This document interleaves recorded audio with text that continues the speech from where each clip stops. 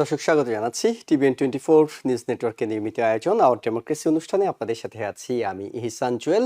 Europe জুড়ে প্রচণ্ড উত্তাপ চলছে, অর্থাৎ আবহাওয়া পরিবর্তনের কারণে এর মধ্যে সেখানে 50 জনের বেশি মানুষ প্রাণ হারিয়েছেন। উত্তাপ চলছে তেলের বাজারে, যেহেতু ইরান এবং আমেরিকার মধ্যে চলমান যুদ্ধে একটি সমঝোতা স্বাক্ষর করা হলো, এটি চূড়ান্ত রূপ এখন পর্যন্ত দেওয়া সম্ভব হয়নি। এবং আরেকটি উত্তাপ পুরো আমেরিকা জুড়ে চলছে, সেটি হলো ঐতিহাসিকভাবে দুটি পুরনো রাজনৈতিক দল ডেমোক্রেটিক পার্টি ও রিপাবলিকানদের মধ্যে, অর্থাৎ নিজেদের অন্তদ্বন্দ্ব কিংবা গৃহবিবাদ যেটিকে আমরা বলি, সেটি পুরো দেশের রাজনৈতিক কাঠামোকে অনেকগুলো প্রশ্নের মুখে ফেলেছে।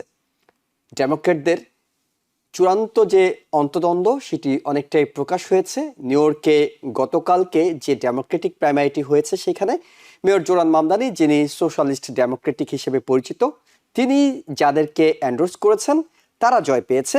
এটি মূল যে কাঠামো ডেমোক্রেট লিডারদের, বিশেষ করে দুই শীর্ষ লিডারই তো নিউ ইয়র্ক থেকে, হাকিম জেফরিজ এবং চাক শুমার, তাদের বিরুদ্ধে গিয়ে মেয়র জোরান মামদানির এই সোশ্যালিস্ট মুভমেন্ট আগামী 2028 নির্বাচনের জন্য কি বার্তা দিচ্ছে। এটি যেমন একদিকে আলোচনার খোরাক যোগাচ্ছে, অন্যদিকে রিপাবলিকানদের মধ্যে যেটি দেখা যাচ্ছে, বিভিন্ন প্রাইমারিতে প্রেসিডেন্ট ডোনাল্ড ট্রাম্প স্বয়ং অনেককে এন্ডোর্স করছেন এবং তার এন্ডোর্স করা প্রার্থীদের অনেকে জিতছেন, অনেকে হেরেও যাচ্ছেন।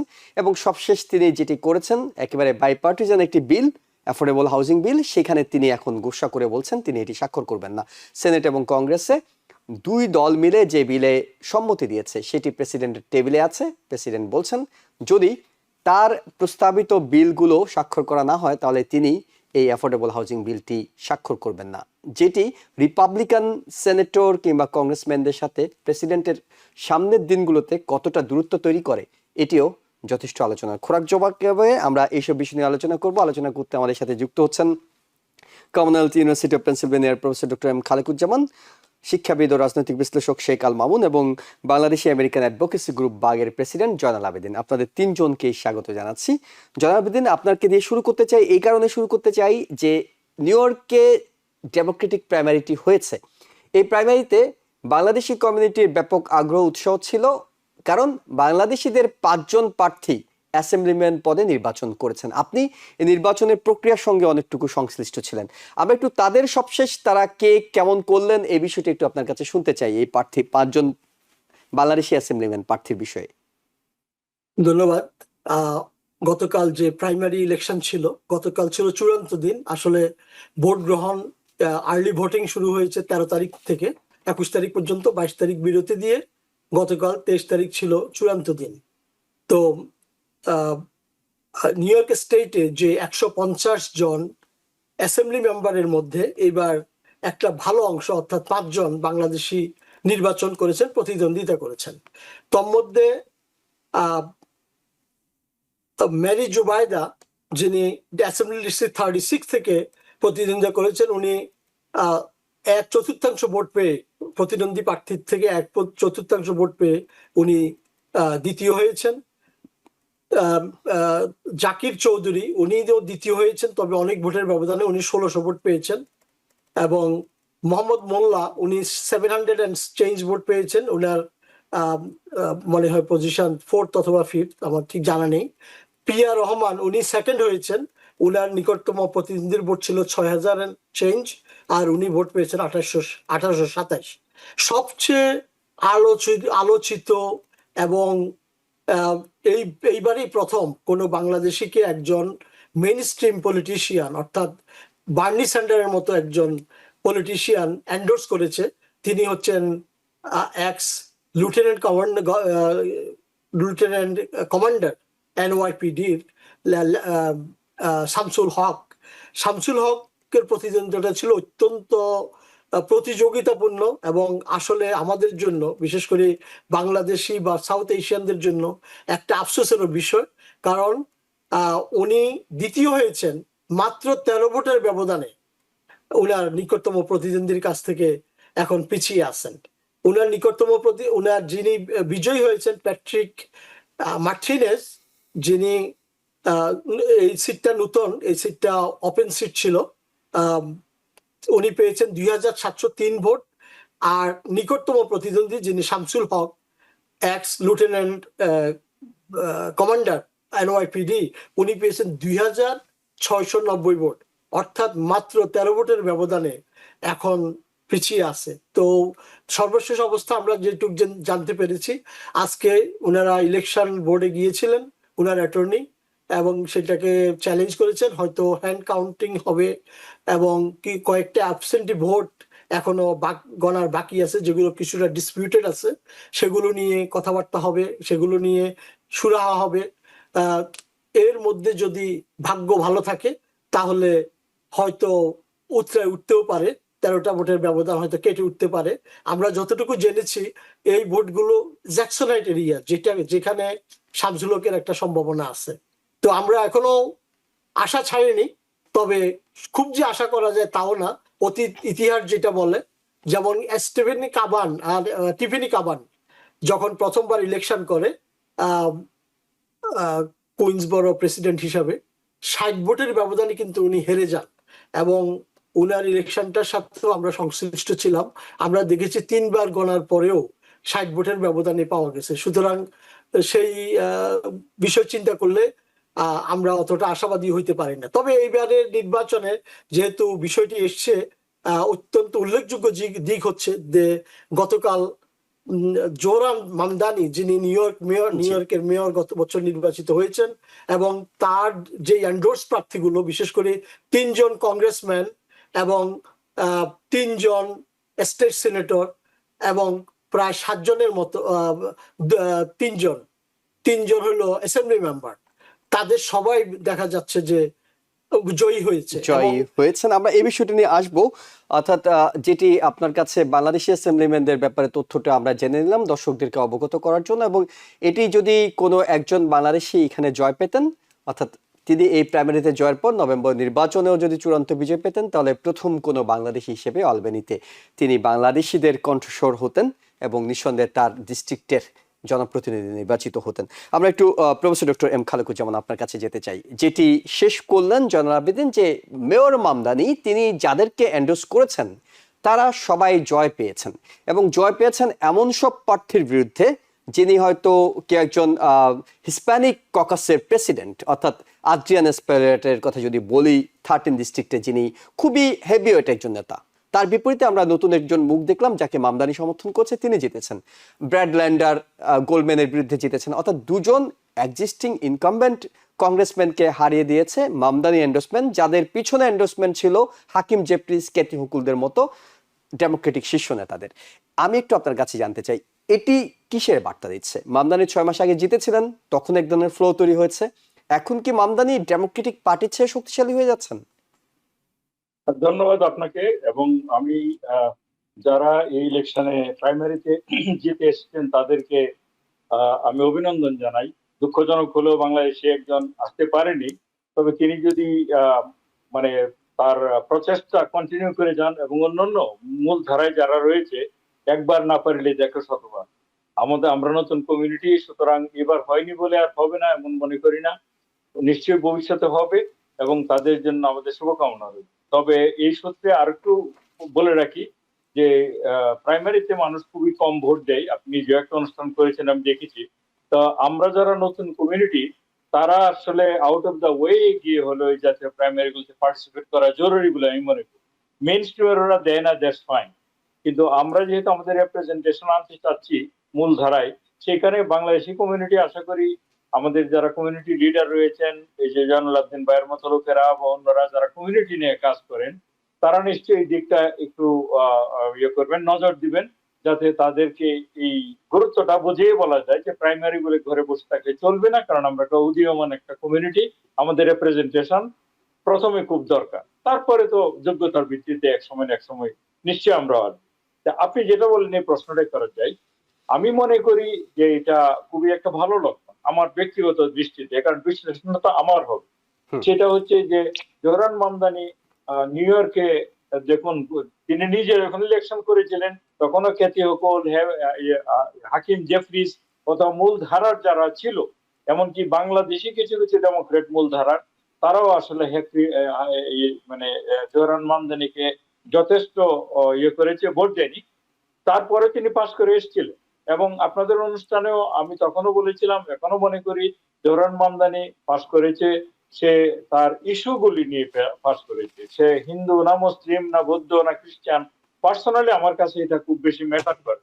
তার ইস্যুগুলো বর্তমান যুগে খুবই কন্টেম্পোরারি ইস্যু, সবচেয়ে প্রয়োজনীয় ইস্যু।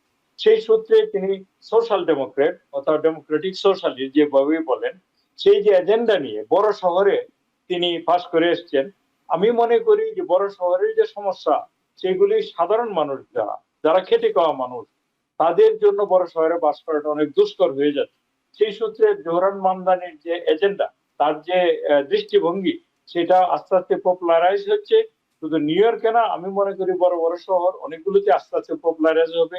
এটাই হচ্ছে ফিউচার। আর আপনি যেটা বললেন যে ইনকামবেন্ট ইয়ারা হেভিওয়েট প্রার্থীরা হেরে গেছেন, দেখুন, ইনকামবেন্ট প্রার্থী একজনের বয়স 79 years, he had his time. 79 ইয়ার্সে যেহেতু তিনি নতুন ক্যান্ডিডেটদের থেকেও মানে বেশি ইয়ে হতে পারছে না, যেটাকে বলে আপনার কনভিন্সিং হতে পারছে না ভোটারদের জন্য, সেই জন্য তিনি শুধু অনেক বয়সী একজন ইনকামবেন্ট বলে তিনি যথারীতি পাস করে আসবেন, সেটা আমি চাই না।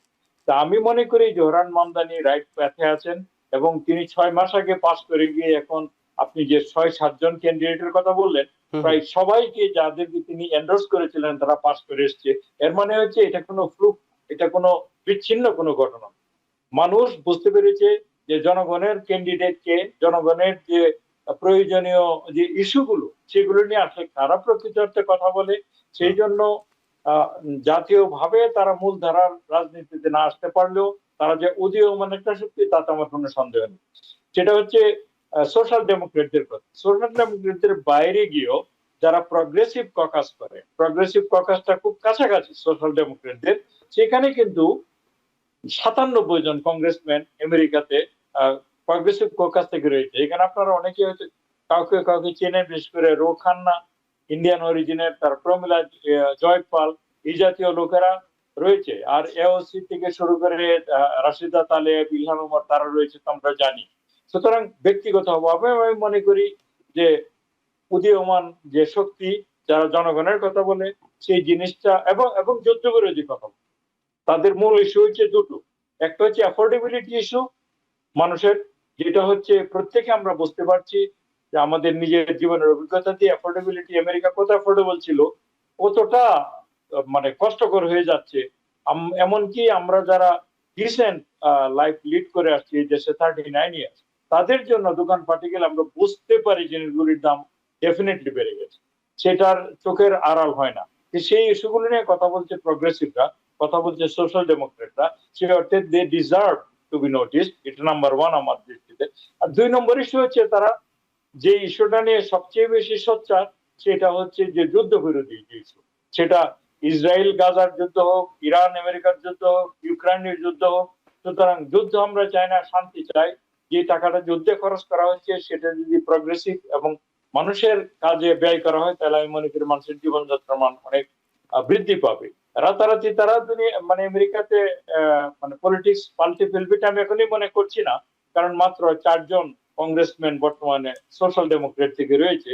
আর যদি প্রগ্রেসিভ ককাস সহ ধরেন, তাহলে 100-র কাছাকাছি, তাই না, 400-র উপরে যেখানে কংগ্রেস। সুতরাং আমি মনে করি this is the right path, this is the way to go. এবং আমি মনে করি আমরা যারা নতুন পলিটিক্সে অ্যাড হচ্ছি বাংলাদেশের, তারা সবচেয়ে অসাম্প্রদায়িক শক্তি, সবচেয়ে প্রগ্রেসিভ শক্তি, সবচেয়ে যুদ্ধবিরোধী শক্তি, সবচেয়ে মানুষের পক্ষের শক্তি, তারা হচ্ছে সোশ্যাল ডেমোক্রেট, তারা হচ্ছে প্রগ্রেসিভ ককাস। আমি মনে করি তাদের পক্ষে আমাদের দাঁড়ানো প্রয়োজন। ধন্যবাদ।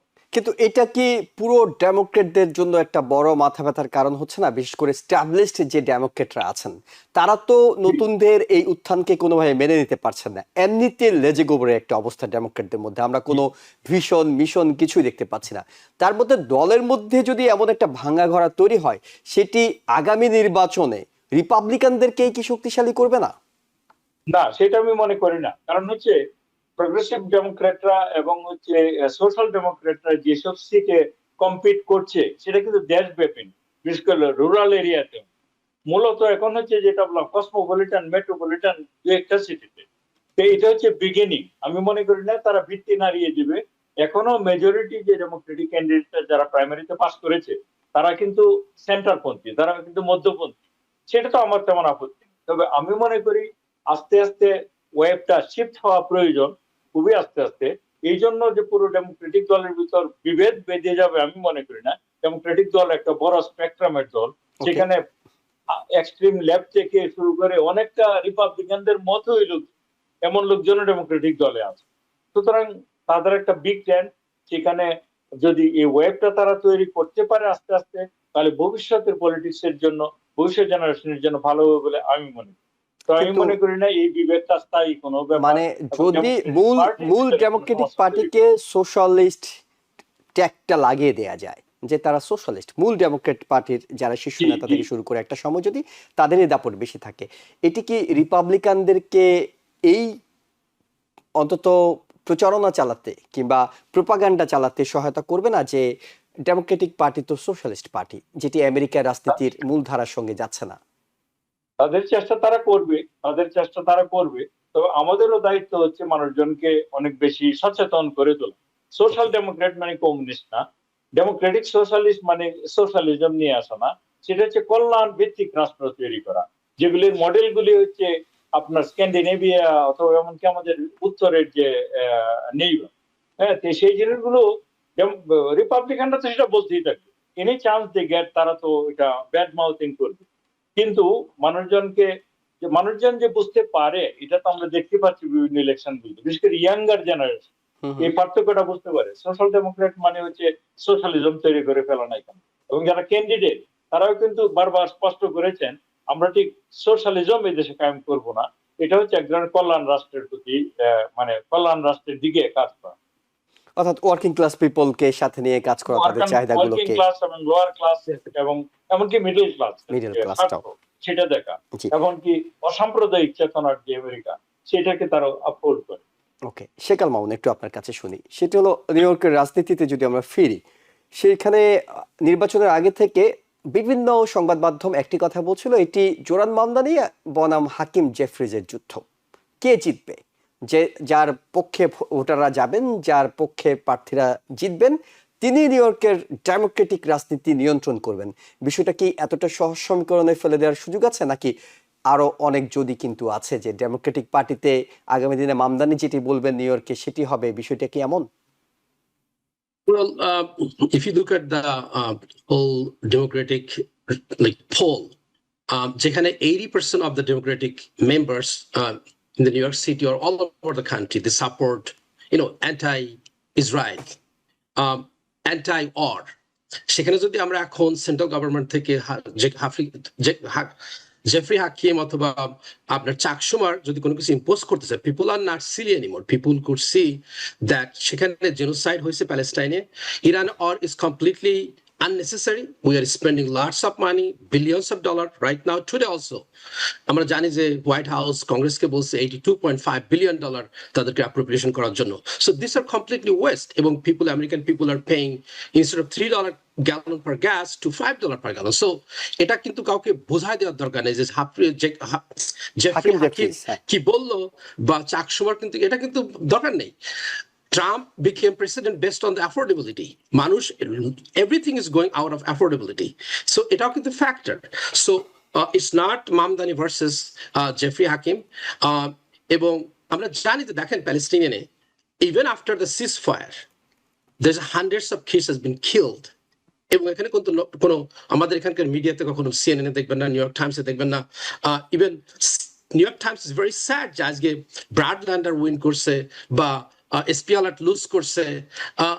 তারা established পিপলকে তারা দেখতে চায়, কিন্তু established people are always taking money from the Israeli lobbying firm IPAC, এবং IPAC এর money is directly supporting the genocide. So পিপলকে এটা তো এক্সপ্লেন করার দরকার নেই, people are more aware of these things that's happening. হ্যাঁ, মামদানি যেটা বলছে যে it's clear, look, this is what's happening, we are against this thing. If you like to support this guy, this guy is taking money from the IPAC. This is the blood money. This is the money is not working for yourself, for you, is working for big company and somebody else outside this country.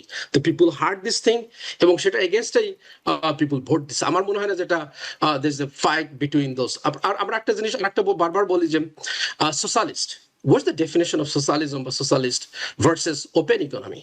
Dr. Khaliquজ্জামান is a professor. He could open economy বা যেটা হয় সেখানে কিন্তু you should not have any kind of intervention from the government. আমরা যেমন social security এখন নেই, Roosevelt তৈরি করে গেছে সেই 1930s, তাই না? এটা কিন্তু one kind of socialism. We are collecting the taxes and distributing some people who cannot afford it or who are at risk. এটা কিন্তু এক ধরনের সোশ্যালিজম, কিন্তু আমরা এটাকে অনেকভাবে পেইন্ট করতেছি the America became socialist country. That's absolutely wrong, যেখানে government is not taking over any industry, right? In fact Trump কিন্তু বলছিল যে we not going intervene, but even Trump became president, you know how many different companies he paid to the, আপনি Intel থেকে শুরু করে rare earth materials company বলেন, অনেক company কিন্তু গভর্নমেন্ট ডাইরেক্টলি ইনভেস্ট করছে। That's against the open economy.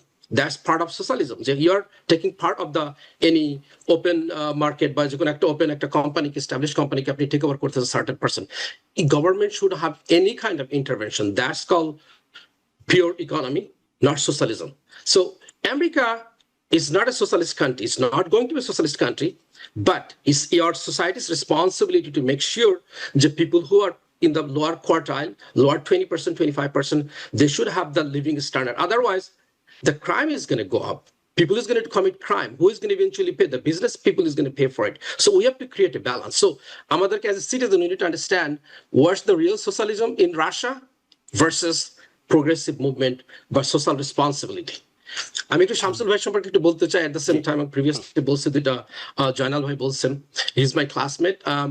এখানে যেটা হয়েছে 13টা ভোটের পিছনে হয়তো আমরা বাঙালিরা স্পেশালি জ্যাকসনলি তারা ফিল করি নাই this election is so important, but Shamsul ভাই কুড উইন। কিন্তু শামসুল ভাই is not only lieutenant, not only graduate from Baruch and Columbia, he worked with the previous candidate. He was involved in the grassroots. So he knows exactly what he's talking about. At the same time, সেই যে কারণে হয়তো 13টা vote কম পাইছে। আমরা জানি একটা Nepali candidate Somnath, he was running, এবং সোমনাথের কারণে কিন্তু অনেক ভোট সে লুজ করছে। সে যদি সাউথ এশিয়ার বা নেপালি ভোটগুলো সে যদি পেতো, সোমনাথ 600 ভোট পেয়েছে, সেই 600 ভোটটা যদি ইভেন হাফও পাইতো শামসুল ভাই, then he could have been elected the assemblyman from our community. But still we have a chance because it is less than 1% of margin of error. Machine could do mistake. Writing still vote still exists. So আমরা এটা এখন তারা protest করছে, আমরা এখন manually 1 by 1 vote count করা হবে, দেখা হবে, এবং out of the 6000 vote plus 6100 এখানে হয়তো 20-50টা ভোট কিন্তু এদিক ওদিক মুভ করতে পারে। So still he has a very good chance to become the next the assemblyman from district 30. জি, শেখাল মোহাম্মদ, আপনি বলছিলেন যে নেপালি ভোট যদি কাটা না যেত, এমনকি নেপালি ভোটের দরকার হতো না যদি বাংলাদেশি যে ভোটাররা আছেন রেজিস্টার্ড ভোটার তারাও যদি কেন্দ্রে যেতেন। অর্থাৎ আমরা তো কেন্দ্রগুলো ঘুরেছি, আমরা দেখেছি খুব কম সংখ্যক মানুষ বাংলাদেশিরা ভোট দিতে গেছেন এবং তারা এটি প্রয়োজনই বোধ করেননি যে আমাদের একজন মানুষ যদি যেতে পারেন এটি আমাদের কমিউনিটিকে কতটা আপলিফট করবে। এটিও হয়তো অনেক ভোটার, আমরা সম্মান রেখে বলছি, তারা এটি ফিল করেননি, জাননি, ভোট দেননি। দিলে হয়তো এই 13 ভোটের ব্যবধানে আমাদেরকে এইভাবে আমি এখানে একটু অ্যাড করতে চাই যদি সুযোগ থাকে। সেটি হচ্ছে আমি 2-3টা কেন্দ্রে খুব বেশি করে ঘুরেছি এবং বিশেষ করে PS7 গতকাল আমি দিনের বেশি অংশ সময় ওখানে ছিলাম, যেহেতু ওই এলাকাটা আমার পরিচিত অনেক। একজন ভদ্র মহিলা, আমি একটা এক্সাম্পল দিচ্ছি আমাদের শিক্ষার জন্য। একজন ভদ্র মহিলা, উনি ওনার বাচ্চাকে এসছেন। আমি বললাম শামসু ভাইয়ের যে পাম্প কার্ডটা আছে ওইটা দিলাম, বলে যে এটা তো পেয়েছি। আমি বললাম আপনি ওনার থেকে ভোট কেন্দ্রটা 10 feet, not more than 10 feet, ওখানে গিয়ে ভোটটা দিয়ে আসেন। বললো যে আমার বাচ্চা রাখবে কে? প্রথম বললো এটা কমপ্লেন। আমি বললাম বাচ্চাটা আপনি নিয়ে যান, এখানে কেউ না করবে না, আর যদি আপনার অসুবিধা হয় আমি তাকাই আছি, যদি কেউ কিছু বলে কিছু বলবে না, বাট আপনি বাচ্চাকে নিয়ে নির্বিঘ্নে যেতে পারবেন। তো উনি এরপরে আমার কাছ থেকে বুঝতে চাইলেন কিভাবে ভোট দিবেন। আমি বললাম, তখন দেখলাম যে বেশি বললে উনি কনফিউজড হয়ে যাবে। আমি বললাম যে এই যে 3 নম্বর ইয়েটা আছে, এখানে গোল চিহ্নটাতে আপনি শুধু ইয়ে করবেন, আপনি এখানে দিয়ে আসবেন। এতটুকু বোঝানোর পর উনি শেষ কমেন্ট হইলো যে আমি বাচ্চা রাখি আসি বাসা। এবার বুঝেন যে আমাদের সচেতনতা। প্রফেসর সাহেব একটু আগে বলেছেন যে আমাদের যে দায়িত্ব, আমরা আসলে যখনই মিডিয়াতে আসি বা কোনো সুযোগ পাই এবং আমরা নো ইউর রাইট সেমিনার করি এটার উপরে, ভোটটা দেয়া কত জরুরি, এবং গতকালকে যে প্রাইমারিটা হয়ে গেল নিউ ইয়র্কের জন্য ডেমোক্রেটিক প্রাইমারিতে অংশগ্রহণ করা কত জরুরি। এই ধরনের অনেকগুলো ক্লাসের মতো আমরা করি, কিন্তু আনফরচুনেটলি আমাদের লোকের মধ্যে এখনো সেই ততটা সচেতনতা আমরা করতে পারবো তৈরি না। হয়নি যে কেন ভোট দেব এখন এবং এটি কতটা সচেতনতা গুরুত্বপূর্ণ। তৈরি করতে হবে জি এবং আমাদের ইউনিটি আরো সংহত করতে হবে এবং আমাদের মধ্যে মনোভাব থাকতে হবে যে ভলান্টিয়ার করা। কারণ ওকে আমি পরশুদিনও বলছিলাম যে 5 জন ইলেকশন করতেছে, তো প্রত্যেকের 20টা করে সেন্টার, একটা সেন্টারে যদি 4 জনও আমরা দিতে পারতাম 80 জন, অর্থাৎ এই 80 জন লোক যদি সকাল থেকে 6টা থেকে রাত 9টা পর্যন্ত 2 শিফট করলে 160 জন, এই কমিউনিটি এত বড় কমিউনিটি, লক্ষ মানুষের কমিউনিটি, সেখান থেকে আমরা 200 লোক বের করতে পারি না যখন কাজের প্রয়োজন হয়। সুতরাং আমাদেরকে এই মানসিকতা সৃষ্টি করতে হবে। এবং আরেকটা জিনিস আমি এই টিভিএন এর এই সুন্দর অনুষ্ঠানে ডেমোক্রেসির প্রোগ্রামে বলতে চাই যে গত মামদানি ইলেকশনের পরে আমি পার্সোনালি অনেক কমিউনিটি লিডারদের সাথে যোগাযোগ করেছিলাম যে আমাদের কমিউনিটি লিডারদের মধ্যে একটা রিকনসিলিয়েশন হওয়া দরকার, যে আমরা ফেল করছি আর ফেল নিয়ে বসে থাকতে চাই না, আমরা ফেলকে কিভাবে পাস করতে পারি। অনেকে হয়তো ব্লেম করেন যে অমুক এন্ডোর্স করেনি, তমুক এন্ডোর্স করেনি। নিজের শক্তি হলো আসল শক্তি। নিজের শক্তি না থাকলে কোনো কেউ আমাদেরকে আয়সা জয়ী করে দিবে না। সুতরাং আমাদেরকে এটা বুঝতে হবে। জি, শেখ আল মামুন কিছু যোগ করতে চাইছিলেন। ইয়েস, আমরা দেখি যে we have so much energy যখন বাংলাদেশ সোসাইটি ইলেকশন হয়, জালালাবাদ সোসাইটি ইলেকশন হয়, হ্যাঁ, কিংবা those জাতিসংঘের সামনে candidates- বিক্ষোভ করার টাইম হয়। No, so they spent hundreds of $1,000s. I know they spent $200,000 to $300,000. We did fundraising for Shamsul Bhai in my tutorial center, many places. Give my center for the campaign office, but ওই ভদ্রলোকগুলো বা তাদের থেকে 10টা লোক যদি দিত বাংলাদেশ সোসাইটির থেকে, 10টা লোক যদি জালালাবাদ অ্যাসোসিয়েশন থেকে দিত, তারা যদি তাদের মেম্বারদেরকে বলতো যে ভাই this election is very important, আপনারা যারা জ্যাকসনের নেইবারহুডে থাকেন প্লিজ ভোট, এখানে আপনার আরো 2 থেকে 300 ভোট এক্সট্রা আসতো এবং আমাদের শামসুল ভাই ইজিলি উইন করতে পারতেন।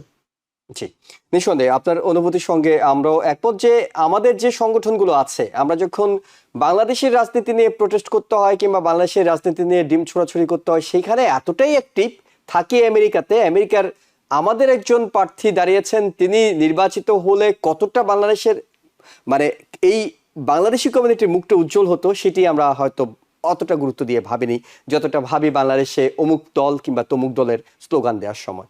এটি দুঃখজনক বাস্তবতা। জনাব আবেদিন, আপনার কাছে যে প্রশ্নটি করতে চেয়েছিলাম সেটা হলো আমেরিকা, নিউ ইয়র্ক, আমরা নিউ ইয়র্কের কথা বলি, যে নিউ ইয়র্কে সবচেয়ে বেশি ইহুদি ধর্মাবলম্বীরা বাস করেন।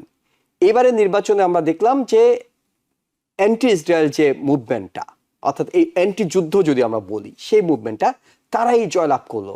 আমরা আইপ্যাকের অর্থের কারণে জামাল বোমেন কিংবা আমরা যদি বলি থমাস মেসি, অনেককে তো হারতে দেখেছি, কিন্তু এবার কোনো অর্থ, কোনো লবি, কোনো কিছুই কাজ করলো না।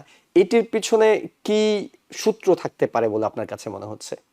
তারা, হ্যাঁ ধন্যবাদ, এটা সময়যোগী একটা প্রসঙ্গ। নিউ ইয়র্কে ইসরায়েলের পরে সবচেয়ে হাইয়েস্ট নাম্বার অফ ইহুদি এখানে বসবাস করেন এবং আমরা যেটা একটা জিনিস যে ট্রেন্ড সৃষ্টি হচ্ছে সেটা হচ্ছে যে ইসরায়েল বিরোধী একটা মনোভাব কিন্তু কাজ করছে ইয়াং জেনারেশনের মধ্যে। দ্বিতীয় যে জিনিসটি হলো আইপ্যাক যে চেষ্টা করেনি তা নয়। যেমন শামসুভাইয়ের কথা বলি, শামসুভাইয়ের এগেনস্টে যিনি দাঁড়িয়েছেন প্যাট্রিক মার্টিনেজ, আমি যেহেতু এই ডিস্ট্রিক্টের ভোটার, শামসুভাই আমার আমি ওনার কনস্টিটিউয়েন্ট হতাম, তো আমি কমপক্ষে এমন করে গত 20 দিন ধরে প্রতিদিন এই স্টিভেন রাগার এবং আপনার প্যাট্রিক মার্টিনেজের মেল পেয়েছি, অথচ শামসুভাইয়ের টোটাল মেল আসছে আমাদের 5টা, আমরা 5টা মাত্র ইয়ে করতে পেরেছি। তো এই যে ক্যাম্পেইনটা, এগুলো আইপ্যাক বা ডোর ড্যাশ, ওই যে একটা বিশেষ স্বার্থান্বেষী গ্রুপ কিন্তু অলওয়েজ ফাইন্যান্স করছে, কখনো আইপ্যাকের নাম, কখনো অন্য কোনো অর্গানাইজেশনের নাম দিয়ে। এই প্রভাবটা কিন্তু আছে। কিন্তু যেটি উল্লেখযোগ্য সেটা হচ্ছে যে দেখেন আপনি ব্র্যান্ড ল্যান্ডার, উনি সিটি কন্ট্রোলার ছিল, নিউ ইয়র্ক সিটি কন্ট্রোলার, এবং যিনি মেয়রিয়াল ইলেকশনে ফেল করেছে, রাইট? এখন না, উনি নির্বাচন করেননি, মেয়র ইলেকশন করেননি। না না, মানে প্রাইমারিতে তো লস করছে, হ্যাঁ, প্রাইমারিতে লস করছিল। অথচ একজন টু টাইমস উনি যাকে হারিয়েছেন সে কিন্তু ইনকামবেন্ট ছিলেন টু টাইমস, গোল্ডম্যান। এবং তাকে কিন্তু হারিয়ে ডবল ভোটের ব্যাপার, অলমোস্ট মানে ল্যান্ডস্লাইড। মানে ল্যান্ডস্লাইড আর কি হইতে পারে। তো যদিও ব্রানল্যান্ডার একজন ইহুদি, কিন্তু ইহুদি হিসাবে কিন্তু সে ভোট পায়নি। সে যে এলাকাটা ইলেকশন করছে সেটা কিন্তু সেই এলাকায় ইহুদি বসতি কিন্তু কম, আপনারা যদি দেখেন। তো কি বোঝা যাচ্ছে যে জেনারেল মাস পিপলের মধ্যে মানে ইসরায়েল বিরোধী যে মনোভাব, এবং শুধু কেবল ইসরায়েল জেনারেল মাস পিপলের মধ্যে না, ইসরায়েল বিরোধী মনোভাব ইসরায়েলিদের মধ্যেও এখন কিছুটা প্রকট হচ্ছে। এবং ইসরায়েলের স্বয়ং এই যে ইরানের সাথে যে চুক্তিটা করেছে সেখানে 92% ইসরায়েলি মনে করছে যে ইরান জয়ী হয়েছে, যেখানে অনেক বিতর্কের বিষয় রয়েছে, ইরানের অনেক কিছু হারিয়েছে, কিন্তু এই যে বিষয়গুলো এগুলো সবকিছু কিন্তু প্রভাব ফেলে যখন আপনি ভোট কেন্দ্রে যাবেন। তো সর্বোপরি যে কথাটি সেটা হচ্ছে এখানে নিউ ইয়র্কে তেমন একটা প্রভাবটা কার্যকর হয়নি, এই ক্ষেত্রে হয়নি, এটি আমরা হয়তো একটা কনক্লুশনে পৌঁছতে পারি। আমরা একটা ছোট বিরতি নিতে হবে, তারপর ফিরে নিঃসন্দেহে আপনাদেরকে সুযোগ দেব। আমাদের সঙ্গে থাকুন। দর্শক, স্বাগত আরো একবার। আমাদের সাথে আলোচনায় যুক্ত আছেন কমনওয়েলথ ইউনিভার্সিটি অফ পেনসিলভেনিয়ার প্রফেসর ডক্টর এম খালেকুজ্জামান, শিক্ষাবিদ, রাজনৈতিক বিশ্লেষক শেখ আল মামুন এবং বাগের প্রেসিডেন্ট জয়নাল আবেদিন। আপনাদের তিনজনকে আবারও স্বাগত। শেখ আল মামুন, খুব সংক্ষেপে আমরা কথা বলছিলাম ইসরায়েলি লবি এবং আইপ্যাক এর অর্থন নিউ ইয়র্কের ইলেকশনে কতটা কাজ করছে, আপনি কিছু একটা যোগ করতে চাইছিলেন। আমি একটু জয়নাল ভাইয়ের সঙ্গে একটু জিনিস অ্যাড করতে চাচ্ছিলাম যে আমরা অনেক সময় বলি ইসরায়েলের এগেনস্টে বা ইসরায়েলের বিরুদ্ধে। আমরা we are not against Israel. ইসরায়েলের কারেন্ট গভর্নমেন্ট, নেতানিয়াহুর গভর্নমেন্টের যে activities, we are against that, এবং lot of Jewish people are also understand that, এবং lot of liberal Jewish people are against his policy and his activities, the genocide he committed. That's I want to clarify. Actually যুদ্ধের বিরুদ্ধে বললে আরো সহজ হয় বিষয়টা, যে কোনো ধরনের যুদ্ধ কিংবা মানবতা বিরোধী অপরাধের বিরুদ্ধে। প্রফেসর ডক্টর এম খালেকুজ্জামান, আমরা ডেমোক্রেটিকদেরকে নিয়ে আলোচনা করছিলাম, তাদের দলের মধ্যে যে উত্থান পতনটা চলছে। আজকে যেটি আমরা দেখলাম, অর্থাৎ গতকালকে রেফারেন্স টেনে যদি বলি, যে গতকালকে আমরা দেখলাম সেনেটের প্রথমবারের মতো 50-48 ভোটে প্রেসিডেন্ট ট্রাম্পের ইরান যুদ্ধ বিষয়ে ক্ষমতা খর্ব করা হয়েছে। 4 জন রিপাবলিকান তারা ক্রস করে এসে ভোট দিয়েছেন। আজকে দেখলাম বাইপার্টিজান যে বিলটি হাউস এবং সেনেটে পাশ হলো, অর্থাৎ বাড়ির দামটা কমিয়ে আনার বিষয়ে, অ্যাফোর্ডেবল হাউজিং এর বিল, প্রেসিডেন্ট বলছেন তিনি স্বাক্ষর করবেন না। এটি সামনের এই মধ্যবর্তী নির্বাচনকে সামনে রেখে দলের সেনেটর, অর্থাৎ রিপাবলিকান সেনেটর কংগ্রেসম্যানদের সঙ্গে তার কোনো দূরত্ব কি বাড়াবে, নাকি এটি 10 দিন পর তো অটো এমনিতেই পাশ হয়ে যাবে? জি, ধন্যবাদ আপনাকে। এটা খুবই একটা গুরুত্বপূর্ণ বিষয় যে গত 40 বছর পরে যে হাউজিং একটা অ্যাক্ট বাই পার্টিজান ওয়েতে পাস হলো, সেটা তো আপনারা ডেফিনেটলি জানেন। 358 ভার্সেস 32 কংগ্রেসে, আর সেনেটে ছিল 85 ভার্সেস 51। এর মানে হচ্ছে 90% এর মতো মানে কংগ্রেসম্যান এবং সেনেটররা এই বাই পার্টিজান বিলটাতে তারা পাস করেছে। তাতে বোঝা যায় জিনিসটা কত জরুরি, কত প্রয়োজনীয়। বিশেষ করে রিপাবলিকানরা অ্যাফোর্ডেবিলিটি ইস্যু বলতে অতটা বেশি আগ্রহী হয়নি, এবার হয়েছে। তো এখন এখানে ডোনাল্ড ট্রাম্প যেটা বলছে যে তার এটা সই করার আগে তাকে সেভ অ্যাক্ট, যেটা মানে safe guarding American voting eligibility, সেটাকে আগে পাস করতে হবে, তাহলে সে এটাতে ইয়ে করবে। আমার কাছে যেটা মনে হচ্ছে যে ডোনাল্ড ট্রাম্প অনেক ব্যাপারে ইদানিং তিনি মানুষের যে দুর্ভোগ, সাধারণ মানুষের যে কষ্ট, এটার সাথে তিনি টোটালি টাচে নেই। এটা অনেকভাবেই বোঝা যায়। কারণ আপনারা নতুন করে বলার প্রয়োজন নাই, যখন ইরানের সাথে যুদ্ধে তখনও তেলের দাম, নিত্য নৈমিত্তিক সামগ্রীর দাম যখন বাড়ছিল, তখন তিনি বলছেন এটা কোনো ব্যাপার না, এটা ঠিক হয়ে যাবে, এরকম। তো এখানে ডেফিনেটলি এটা ব্যাপার। কারণ হচ্ছে যে হাউজিং এর যে একটা ক্রাইসিস আমেরিকাতে, এটা হচ্ছে খুবই হরেন্ডাস। কারণ গত আমাদের যে প্রয়োজন তার তুলনায় 8 মিলিয়নের মতো কম বাড়িঘর আমেরিকাতে রয়েছে। এবং এই যে হাউজিং এটা বিলটা যেটা ওরা পাস করলো, আপনি যেটা বলছেন 10 দিন পরে অটোমেটিক পাস হয়ে যাবে, এই জন্য যেহেতু এটা ভেটো পাওয়ারকে ওভাররাইড করার মতো নাম্বার নিয়ে 2 দল ভোট দিয়েছে, এই জন্য। তারপরে ডোনাল্ড ট্রাম্প জিনিসটা গো ধরেছে এটা তার বিরুদ্ধেই যাবে, এবং রিপাবলিকান দলের বিরুদ্ধে এই ব্যাপারটা যাবে না, কারণ রিপাবলিকানরা তো ওভারওয়েলমিংলি এই বিলটাকে সাপোর্ট করে। তার বিরুদ্ধে যাওয়ার মানে কি? তার বিরুদ্ধে যাওয়ার মানে হচ্ছে তিনি এমনিতেই আনপপুলার, বর্তমান 13 নিচে হচ্ছে তার পপুলারিটি, সে হচ্ছে গিভ আপ করে দিয়েছে। যে পপুলারিটি দিয়ে আর কি হবে?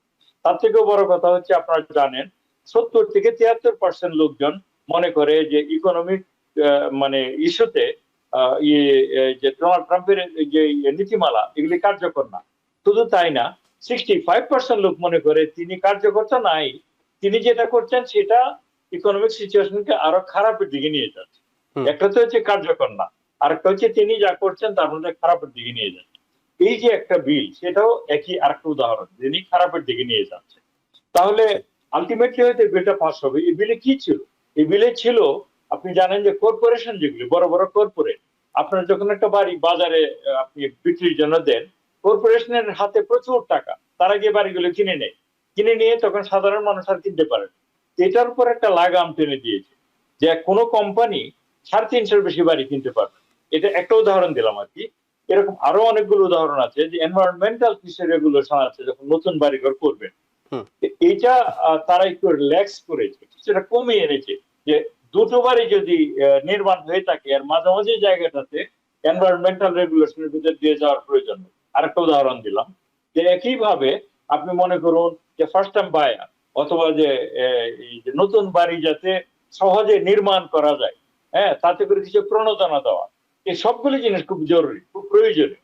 এটা আমি যেটা বললাম 40 বছরের মধ্যে হাউজিং নিয়ে এরকম বড় ধরনের বিল আসে। সেটার ব্যাপারে আমার মনে হয় ডোনাল্ড ট্রাম্প এখানে আবারও জনগণের চোখে তিনি হেরে যাবেন। কিন্তু মানে কেন সাইকোলজিটা আমি একটু আপনার কাছে ছোট্ট করে জানতে চেয়েছিলাম যে এটা তো যদি আবার ফেরত যাওয়ার পরে তো পাস হবেই, তাহলে তিনি করছেন না কেন? মানে কি কারণে? যেখানে আমার কিছু করার নাই সেটাখানেও আমি কেন আপত্তি জানাচ্ছি? সেটা ডোনাল্ড ট্রাম্প নিজেই ভালো জানেন, আমার ধারণা। ওকে, এটার তো উত্তর আমি দিতে পারবো না, তবে আমার আন্দাজ করতে পারি যে তিনি যেটা আর কি এক ধরনের মাসল ফ্লেক্স করা রিপাবলিকানদের উপর, তাদেরকে ইনডিরেক্টলি বলে দেওয়া আমি জিনিসটা চাচ্ছি না, তোমরা যে চাচ্ছ এটা ঠিক হচ্ছে না, হ্যাঁ, সুতরাং তোমরা বরং সেভ অ্যাক্ট নিয়ে বেশি কাজ করো। তাহলে একটু শেখ আল মামুন আপনার কাছে 1 মিনিট শুনি, আমাদের হাতে সময় খুব নেই।